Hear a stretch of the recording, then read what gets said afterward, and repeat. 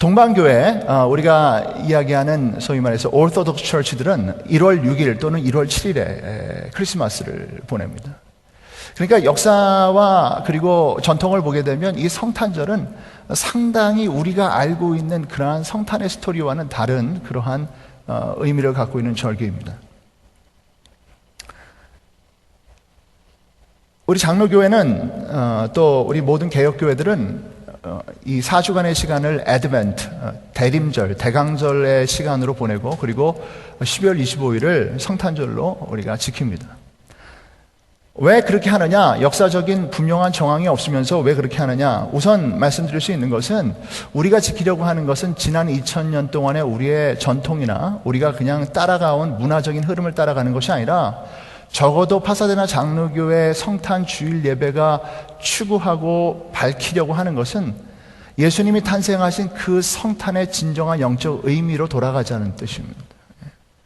예수님 분명히 태어나셨어요. 365일 중에 하루에 태어나셨습니다. 그날은 우리가 어느 날인지 모르지만 그날의 진짜 의미, 그 성탄의 진짜 의미로 돌아가자. 바로 그 뜻입니다. 전통이 나쁜 것이 아닙니다. 교리가 나쁜 것이 아닙니다. 그러나 전통과 교리는 예수 그리스도 살아계신 부활의 주님에게로 가는 길잡이일 뿐이에요. 전통과 교리 앞에 멈춰서면 안 됩니다. 거기에 기죽으면 안 되고 거기에 묻혀버리면 안 돼요. 그걸 넘어서서 그것을 통해서 살아계시고 그리고 우리 가운데 역사하시는 영이신 주님, 우리 주 부활의 주님을 만나는 것, 그것이 교회가 모든 전통 속에서 모든 예배 속에서 경험해야 되는 궁극적인 관심입니다. 궁극적인 관심입니다. 그래서 어떤 목사님들은 이러한 역사적인 사실 때문에 이 성탄절은 필요 없다 하고 던져버리는 분도 있어요. 저는 그러지 않습니다. 그러나 본질적으로 성탄이 이야기하는 본질적인 메시지로 돌아가는 것, 이것이 성탄절을 기념하고 기뻐하는 우리 그리스도인의 모습이라고 저는 믿습니다. 성탄절에 관계된 모든 우리의 그 전통들 좋은 것입니다. 카드를 보내고 선물을 주고 그리고 트리를 꾸미고 빨간색 옷을 입고 저도 빨간색 넥타이를 했습니다. 여러분 이런 것들이 나쁘다고 얘기하지 않겠습니다만 그러나 이런 것들을 넘어서서 우리 구주 예수 그리스도가 태어나신 게 도대체 무슨 의미고 그날의 의미는 무엇인가를 우리가 보아야 되는 그런 영적인 책임이 우리 그리스도인들에게 있습니다. 오늘 이 시대는 성탄절은 이미 우리 기독교회의 절기라기보다는 세상의 절기죠. 예수님 오신 날이 아니라 산타클로스 오신 날이고 이 날은 선물 주고받는 날이고 놀러 가는 날이 됐습니다. 오늘 우리는 마리아의 이야기를 통해서 성탄의 의미를 한번 보려고 합니다. 예수님의 탄생, 성탄과 관계된 많은 사람들이 있습니다. 이것을 하나의 드라마로 얘기하면은 예수님을 주연으로 쳤을 때 수많은 조연들이 있어요. 조연들이 있고 거기 나와 있는 또 악인이 있어요. 이 사람들을 잘 보면 이 성탄의 의미를 보게 됩니다. 이 조연 중에 가장 주연급 조연이 있다면 그 사람은 마리아죠. 예수님의 어머니입니다. 오늘 성경에서 읽은 대로 그녀는 나사렛 동네에서 나고 자랐습니다. 거기에서 남자를 만났어요. 요셉을 만났습니다. 학자들은 이때 나사렛 동네가 한 400~500명 되는 작은 마을이었을 것이다 라고 얘기합니다. 작은 마을이에요. 여기에 요셉을 굳이 다윗의 후손이라고 얘기했지만 더 정확하게 얘기하면 다윗의 몰락한 후손이라는 말이 맞습니다. 몰락한 후손이에요. 왕권과 귀족됨과는 전혀 상관없는 가난한 요셉이라고 하는 한 젊은이와 결혼하기로 되어 있는 마리아라는 여자가 나옵니다. 그때 문화적인 상황 속에서 본다면 이 여자의 나이는 아마도 15살 내외의 나이일 거예요. 14, 15, 16. 지금으로 얘기하면 중학교 3학년, 2학년, 3학년, 고등학교 1학년. 여러분 자녀들의 나이를 한번 생각해 보십시오. 그런 어린 아이입니다. 그때야 뭐 여자들 교육을 안 시켰으니까 학교를 보내진 일도 없고 대학을 보내지도 않으니까 그냥 여자들은 그냥 시집 보내는 거죠. 이렇게 결혼하기로 되어 있는 마리아에게 천사가 나타났습니다. 천사 가브리엘이 나타나서 이렇게 말씀을 전합니다. 수태고지죠. 이제 너는 아들을 낳을 것이다. 오늘 이 말씀을 우리가 같이 보았습니다. 그런데 천사가 마리아에게 한 첫 번째 말은 기뻐하여라 은혜를 입은 자야 라고 하는 것입니다. 마리아에게 일어난 사건, 일련의 사건들, 남자를 알지 못하는 여자에게 아이가 생기고 그리고 또 그 아이를 베들레헴에 가서 낳게 되는 일련의 사건들을 천사 가브리엘은 은혜라고 얘기했습니다. 은혜를 입은 자다. 너에게 일어나는 사건, 지금 너를 통해서 일어나는 모든 것은 바로 하나님의 은혜가 이루어지는 사건이야. 여러분, 우리가 이 사건을 잘 들여다보면 그게 그렇게 이 여자에게 만만한 일이었을까요? 예. 한 둘째, 셋째쯤에 그 하나님의 아들을 하나 주신다면 어떻게 숨고 넘어가겠는데 지금 이것은 피할 수도 없는 거예요. 결혼을 해야 되는데 약혼자가 있는데 아이가 덜컥 생기는 이 상황은 돌 맞아 죽을 상황이고, 그리고 이제는 그 공동체와 그 가족에서 영원히 쫓겨날 수밖에 없는 그런 상황인데 오늘 이 천사는 그것을 은혜라고 얘기합니다. 그 이유는 하나님께서 그를 쓰셨다는 사실이 있어요. 오늘 이 성탄의 사건에 있어서 하나님께서 우리에게 주신 첫 번째 메시지는 무엇이냐면, 우리 주님께 쓰임받는 것, 우리 주 예수 그리스도의 나심, 오심에 쓰임받는 것은 은혜라는 것입니다. 우리 주 예수님을 드러내는 것은 은혜이다. 그렇게 쓰임받는 인생은 은혜 받은 인생이라는 거예요. 오늘 마리아는 이 말씀 속에서 즉각적으로 거기에 순종합니다. 오늘 말씀 우리가 38절 읽어보면, 보십시오, 나는 주님의 여종입니다. 당신의 말씀대로 나에게 이루어지기를 바랍니다. 마리아는 즉각적으로 거기에 응답합니다. 이 은혜라는 말을 우리가 조금 더 뒤져봤으면 좋겠어요. 예, 은혜는 무엇입니까? 은혜를 설명할 때 가장 좋은 표현이 이거예요. 예, 공짜 선물. 공짜 선물. 김수정기의 공짜 선물이 끝났더라고요. 사러 가려고 그랬더니 잘못 봤어요. 예, 끝났어요. 공짜 선물은 어떤 겁니까? 받으면 좋지만 그렇게 좋은 것도 아니에요. 그죠? 예. 돈 주고 50%치 사야 하나 받을 수 있는 거예요. 예. 내가 돈 주고 사는 것보다 공짜 선물이 더 좋을 리가 없습니다.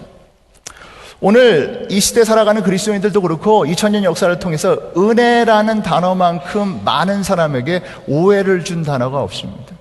우리 그리스도인들에게 은혜는 그냥 공짜 선물이에요. 예. 주면, 받으면 좋은 거, 받으면 좋은 거. 우리가 왜 예수를 믿습니까? 우리는 예수를 믿을 때 이런 마음 갖고 믿어요. 잘 먹고 잘 살고 우리 자녀들도 좋은 대학 가고 시집장가 잘 가고 아이 잘 낳고 건강하고 성공하고 그리고 나중에 천국도 가는 거. 이게 구원이에요. 이게 구원이에요.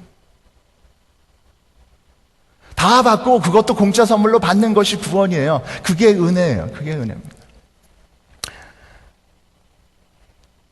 한국의 우리 젊은이들이 결혼을 할 때 중요한 그 결혼의 이 신랑감을 정할 때 그 기준이 있죠. 예. 돈이 있어야 되고요. 키 커야 되고 태도 호탕해야 되고 호탕해야 되고 그리고 태도가 좋아야 돼. 착해야 돼. 돈키호테. 근데 예수를 믿는 사람들이 남자를 구할 때는 뭡니까? 돈 있어야 돼요. 키도 커야 되고 호탕하고 태도 바르고 그리고 신앙심, 교회도 열심히 다녀야 돼. 신돈키호테. 공짜 선물, 그것도 하나 더 있어야 돼. 그거 하나 더 있어야 되는 거예요. 그러나 마리아에게 있어서 은혜란 무엇입니까? 이 공짜 선물은 그러한 공짜 선물이 아니에요. 값싼 cheap grace가 아니라 영어로 표현하자면 priceless grace. 값을 매길 수 없는 선물이에요. 역설적으로 이 선물을 받으려면 내가 갖고 있는 거 다 버려야 이거 가져갈 수 있는 선물이에요. 마리아는 이 공짜 선물, 이 하나님의 은혜, 이 엄청난 은혜를 받기 위해서 뭐를 드렸어요? 자기의 처녀의 태를 드렸습니다. 가장 중요한 것, 그것을 드렸어요. 하나님의 은혜를 받는다는 것은 바로 이러한 것입니다. 마리아는 이러한 천사의 고지를 받고 너무 흥분하고 감사해서 노래 하나를 부르죠. 기독교 2000년 역사를 통해서 가장 많이 노래로 만든, 찬양으로 만들어진 마리아 찬가라는 게 있습니다. 영어로는 뭐죠? Magnificat이라고 하는 그러한 찬양이 있어요. 누가복음 1장 46절 이하에 보면 그리하여 마리아가 말하였다. 마리아의 찬양이 나옵니다. 내 영혼이 주님을 찬양하며 내 마음이 내 구주 하나님을 좋아함은 그가 이 여종의 비천함을 보살펴 주셨기 때문입니다. 이제부터는 모든 세대가 나를 행복하다 할 것입니다. 힘센 분이 나에게 큰 일을 하셨기 때문입니다. 그의 이름은 거룩하고 그의 자비하심은 그를 두려워하는 사람들에게 대대로 있을 것입니다. 그는 그 팔로 권능을 행하시고 마음이 교만한 사람들을 흩으셨으니 제왕들을 왕좌에서 끌어내리시고 비천한 사람을 높이셨습니다. 줄인 사람들을 좋은 것으로 배부르게 하시고 부한 사람들을 빈손으로 떠나보내셨습니다. 이렇게 당차게 노래, 15살 먹은 소녀가 이렇게 당차게 부자들을 쫓아내시고 제왕들을 끌어내리시고, 마리아가 좌파인가 봐요. 우파 여러분, 흥분하십시오. 어떻게 성경에 이런 말이 나올 수 있습니까? 끌어내려, 부자를 끌어내리고 왕을 끌어내리고. 너무 흥분하지 마세요. 성경에 그런 데 많아요. 여러분, 하나님의 놀라우신 은혜, 하나님의 이 엄청난 은혜 앞에서 내 거를 지키려고 하면 이 은혜 경험하지 못합니다. 이게 핵심이에요. 성경에 수많은 조연들이 나옵니다. 마리아도 조연이지만 거기 또 참 기가 막힌 조연 하나 있어요. 요셉이죠, 요셉. 요셉이 무슨 죄가 있어요? 그냥 결혼해가지고 행복하게 좀 살아보려고 하는데 갑자기 천사가 나타나서 이제부터 뭐예요? 야, 그 태어나는 애에 대해서 묻지 마라. 그냥 키워. 소박한 한 남자의 이 희망을 무참하게 박살내신 하나님. 그래서 요셉은 여러분 이 아이의 보호자로서 있다가 성경에서 그냥 소식도 없이 사라져버려요. 그냥 없어져버려요. 동방박사들은 어떻습니까? 이 사람들은 먼 그 페르시아 땅에서 자기의 모든 재산을 팔아가지고 왕에게 드릴 예물을 바치기 위해서 그 위험한 땅을 와서 예물을 바치고 돌아갑니다. 자기의 모든 것을 내놓고 가요. 무슨 특별한 이익이 있는 것도 아닌데 다 주고 가요. 다 주고 가요. 들판의 목자들은 지키던 양떼 내놓고 그리고 그 밤에 예수님께 경배하러 갑니다. 여러분, 성경에 나와 있는 모든 성탄의 조연들의 특징은 뭐냐면 자기 것을 다 드린 사람들이. 하나님의 은혜, 이 놀라운 하나님의 은혜를 경험하기 위해서는요, 내 거 붙들고 지키려고 하면 안 됩니다. 거기 악인도 나오죠. 누구죠? 헤롯입니다. 헤롯은 어떻습니까? 분봉왕, 진짜 왕도 아니에요. 그냥 퍼피킹. 로마가 세워준 그 왕자리 그거 잡고 늘어지면서 혹시 이거 뺏길까봐 군대 일으켜가지고 베들레헴 근처에 있는 2살 이하의 아이들 싹 다 죽이죠. 여러분, 성탄의 메시지는 이것입니다. 지키는 자, 내 거를 지키려고 하고 내 거 못 내놓는 사람은 하나님의 은혜와 상관없다라는 거예요. 그리고 이 은혜에 대해서 우리에게 다시 가르쳐주고 있습니다. 은혜는 공짜 선물이 아닙니다. 은혜는 매우 비쌉니다. 그래서 은혜를 받으려고 하면 우리가 그 은혜의 가치를 알고 받아야 돼요. 하나님 우리에게 은혜의 가격을 받지 않으십니다. 왜냐하면 우리가 지불할 능력이 없기 때문에 그래요. 예수 그리스도 안에 있는 그 은혜는 그 어떠한 사람도, 그 어떠한 부도, 그 어떠한 가지고 있는 명예를 가지고도 지불할 능력이 되는 사람이 아무도 없어요. 이것은 감사함으로 받아야 되고 나를 포기함으로 받아야 됩니다. 본헤퍼라고 하는 독일 교회 순교자 목사가 있습니다. 2차 세계대전 때 독일의 교회, 독일의 그 루터 교회는 나치 독일의 편을 들었어요. 히틀러를 하나님이 보내주신 하나님의 일꾼이라고 선언하고 쫓아갔습니다. 아주 소수의 사람들, 정말 소수의 목사들, 교회들이 고백교회라는 이름으로 모여가지고 거부했어요. 이것은 거짓이다. 그러면서 본헤퍼는 30대의 젊은 목사 본헤퍼는 자신의 글을 통해서 하나님의 은혜에 대해서 얘기합니다. 하나님의 은혜란 값비싼 은혜다. 독일 교회가 왜 복음을 거역하고 복음을 불순종하고 히틀러를 쫓아가냐? 여태까지 독일 교회는 값싼 은혜를 믿고 살았다라는 거예요. 그냥 하나님이 거저주시는 우리의 삶의 어떠한 열매와 우리 삶의 고백과 상관없이 그냥 주시는 그 열매, 그 은혜, 그것이 은혜라고 생각하고 살았다는 거죠. 얄팍한 정교 분리라고 하는 이 이원론 속에서 교회가 예배하고 교회가 교회 비즈니스를 하는 것이 안전하다고 한다면 세상이 어떻게 되든지 상관없다. 이렇게 여기고 살아간 이 독일 교회는 인류 역사를 통해서 가장 큰 죄악을 범한 그러한 교회의 모습으로 역사에 남습니다. 성탄의 메시지는 하나님의 은혜의 그 고귀함과 값비쌈을 아는 사람이 되라는 메시지입니다. 성탄의 주연이 되신 예수님은 어떻습니까? 빌립보서 2장 6절부터 8절에 사도 바울은 예수 그리스도의 탄생을, 예수 그리스도의 이 땅에 오심을 이렇게 얘기합니다. 예수님은 하나님의 모습을 지니셨으나 하나님과 동등함을 당연하게 생각하지 않으시고 오히려 자기를 비워서 종의 모습을 취하시고 사람과 같이 되셨습니다.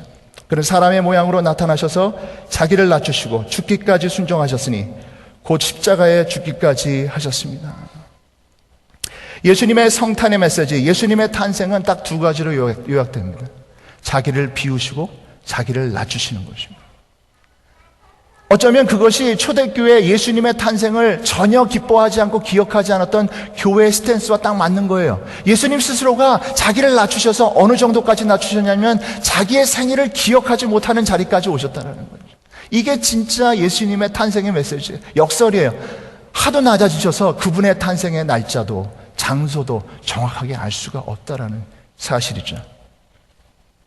자기를 낮추시고 비우신 이 사건이 바로 성탄의 사건이고, 그래서 이 사건은 철저하게 자기를 낮추고 비우는 사람들에게만 허락되는 영적 비밀이라는 것입니다. 2012년 성탄의 메시지는 우리의 값싼 복음, 값싼 은혜를 이제 진짜 복음, 소중한 복음으로 바꾸라는 말씀입니다. 교회가 점점 높은 자리에 올라갔습니다. 19세기 말에 처음으로 조선에 전파된 기독교회는 가난한 사람들, 쌍놈들, 백정과 여자들에게 증거됐던 그 시대 사회적인 약자들과 가장 낮은 사람들에게 증거됐던 복음이었는데, 어느새 한국 사회의 복음은, 교회는 그 사회의 가장 큰 이익 집단이 됐습니다. 파워그룹이 됐어요. 세상의 교회의 눈치를 봅니다. 오카누 목사님이 생전에 사역할 때 이런 말씀을 하신 적이 있어요. 1990년대 중반에 한국에 전셋값 폭등 파동이 있었습니다. 전셋값이 마구 올랐어요. 2배로 올라가고 2배 이상으로 올라가게 되니까 수많은 가족들이 전셋집을 구하지 못했어요. 가까스로 돈을 마련해서 돈을 더 낸 사람들도 있지만, 더 많은 사람들은 집을 포기하고 더 외곽으로 나가게 됐고, 또 굉장히 많은 가족들은 연탄불을 피워놓고 집단 자살을 했습니다. 그러한 사태를 본 오카누 목사님이 순장들을 모아놓고 그리고 교인들에게 이런 얘기를 했습니다. 우리 제자 양육하는 우리 교회는 전셋값 올리지 맙시다. 말이야 바른 말이지 그게 말이 됩니까? 자본주의 사회 속에서 전셋값 올리지 마라, 이거 목사 말 들을 교인 있으면 나와보라고 그래요. 말 듣지 않았어요. 오카누 목사님이 그걸 보고 탄식을 합니다. 이런 제자 양육 집어칩시다. 오카누 목사님은 돌아가시기 전에 은퇴하시고 나서 한국교회 쇄신을 위해서 애씁니다. 점점점 물질화, 특권화, 기득권 세력화하는 교회에게 회개하라고 말씀하십니다. 평양 대부흥 100주년 부흥회가 상암 경기장에 있을 때 제가 그 영상을 유튜브에서 봤어요. 이분이 나와서 하도 회개하라고 그러고 하도 교회를 야단치고 하도 목회자를 야단치니까 그 뒤에 있는 유명한 목사님들이 앉아있다가 막 찡그리는 거야. 거기 써 있어요. 무슨 말은 안 하지만, 야, 쟤 좀 빨리 내려오라고 그래. 그게 딱 써 있어요. 쟤 빨리 내려오라고 그래. 왜 이렇게 교회를 저렇게 욕하는 거야?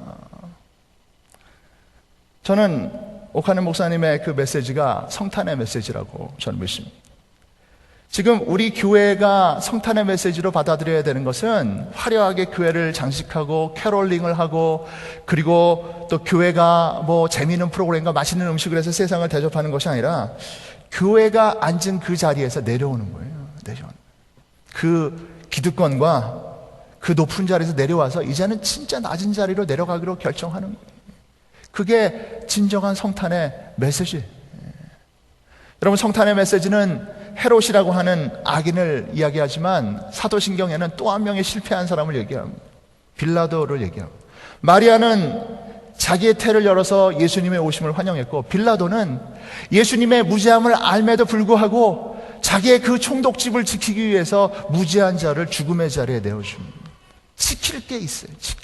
돈, 명예, 내 자리, 내 거. 진정한 그리스도인은 이 세상을 살아갈 때 우리가 어떠한 자리에 어떠한 입장에 있을지라도 내 뜻이 아니라 하나님께서 궁극적으로 원하시는 것이 무엇인가를 질문하며 그 질문에 대답하는 자리로 나아가야 돼요. 이게 성탄의 메시지예요. 내 태를 쓰시겠으면 내 태를 쓰십시오. 내 소유를 원하시면 내 소유를 가져가십시오. 끊임없이 주님의 살아있는 음성에 응답하고 대답하는 게 바로 성탄의 정신, 성탄의 스피릿을 아는 진정한 그리스도인의 모습입니다. 예수님은 이렇게 자기를 비우고 낮춰서 이 땅에 오셨고, 그리고 십자가에 달리시기 전에 겟세마네 동산에서 이렇게 기도하십니다. 내 뜻대로 마옵시고 아버지의 뜻대로 하옵소서. 내 뜻이 이루어지고 땅 끝까지 이루어지고 하늘 끝까지 이루어지고 세상 끝까지 이루어지다 라고 하는 우리 기독교, 요즘 기독교의 기도가 아니라 주여 내 뜻대로 하지 마옵시고 아버지의 뜻대로 하옵소서라고 하는 이 기도를 통해 진정한 메시아됨, 진정한 그리스도됨의 정점을 찍으셨어요. 기독교는 내 뜻을 구하고 나의 성공을 구하는 신앙이 아니라 하나님 나라의 성공과 하나님의 뜻을 구하는 신앙이, 그 극단에 서 있는 신앙이. 여러분, 그러므로 이제 앞으로 우리가 이 민주사회를 살면서 어떠한 선거를 치르고 어떠한 자리에 가고 어떤 선택을 하든지 간에 여러분 이렇게 저하고 약속하고 기도합시다. 한번 저를 따라서 얘기하세요. 내 뜻대로 마옵시고 아버지의 뜻대로 하옵소서. 이게 진정한 성탄의 스피릿입니다. 주여 나의 것을 쓰시옵소서. 나의 태 쓰시옵소서. 나의 것을 가져가시옵소서. 이것이 성탄이 우리에게 주는 진정한 성탄의 메시지예요. 하나님의 아들 예수가 오신 것은 자기를 버리고 자기를 낮추고 비우고 오신 것입니다. 하나님의 아들이 오심을 증거하고 그리고 이 오심에 쓰임받은 사람들은 하나같이 자기를 낮추고 자기를 비운 사람들입니다. 그리고 오늘 이 시대에 우리 주님께서 찾으시고 사용하시는 사람들도 마찬가지입니다. 우리의 내밀한 방에 오셔서 우리를 쓰시겠다고 할 때 아멘 주 예수님 나를 쓰시옵소서. 내가 여기 있습니다. 이렇게 내어놓을 수 있는 사람, 자기를 비울 수 있는 사람, 진짜 낮출 수 있는 그 사람들, 바로 그 사람들이 성탄의 조연들이고 오늘 이 시대 하나님께서 쓰시는 하나님의 일꾼들이 된다는 것입니다. 그러므로 성탄절 메시지는 하나입니다. 딱 하나예요. 여러분은 하나님께 무엇을 드리시겠습니까?